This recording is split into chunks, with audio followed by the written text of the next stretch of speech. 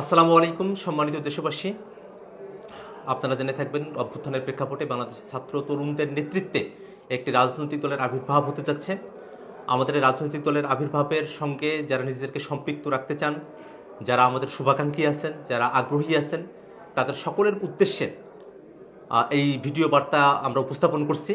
আপনাদের সকলের কাছে আহ্বান থাকবে, সারা দেশের যে প্রান্তে আছেন, ঢাকা শহরে বা ঢাকা শহরের বাইরে, আপনারা সকলেই আপনাদের পক্ষে সম্ভব হলে শুক্রবার বিকেল ৩ ঘটিকায় মানিক মিয়া এভিনিউ সংসদ ভবনের আশেপাশের যে জায়গাটা, সেখানেই আনুষ্ঠানিকভাবে আমরা আমাদের যাত্রা শুরু করতে পারবো। ইতিমধ্যে জাতীয় নাগরিক কমিটির বিভিন্ন থানা কমিটিতে যারা আছেন তাদের মধ্যে একটা অস্পষ্টতার জায়গা তৈরি হয়েছে যে কমিটিগুলো বিলুপ্ত করা হলো কিনা।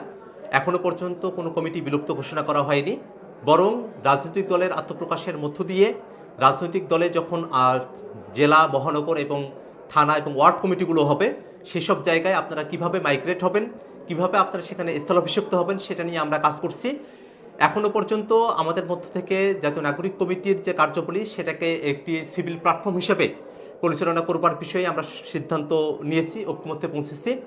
আমরা সকলের কাছে আশাবাদী যে তারুণ্যের নেতৃত্বে ডান বাম বাইনারির বাইরে এসে যে মধ্যমপন্থী রাজনীতির সূচনার কথা আমরা বলেছি, বাংলাদেশের স্বার্থের রাজনীতির কথা বলেছি, বাংলাদেশের একটি স্বনির্ভর পররাষ্ট্রনীতির কথা আমরা বলেছি, বাংলাদেশের মানুষের যে পলিসি নির্ভর যে রাজনীতির কথা আমরা বলেছি, জনস্বার্থের পক্ষে যেন পলিসি হয়। একই সাথে আমরা নাগরিক হিসেবে, মানুষ হিসেবে আমাদের যে অধিকার এবং মর্যাদার প্রশ্ন আছে, সেই প্রশ্নগুলোকে আমরা কিভাবে রাজনীতির মধ্য দিয়ে আদায় করতে পারি, সেই বক্তব্যগুলো আমরা জাতির সামনে উপস্থাপন করেছি। আমরা আশাবাদী সকল ধর্ম, বর্ণ, লিঙ্গের মানুষের অংশগ্রহণের মধ্য দিয়ে, সকল সম্প্রদায়ের মানুষের অংশগ্রহণের মধ্য দিয়ে আমরা আমাদের আনুষ্ঠানিক যাত্রা শুরু করতে পারবো।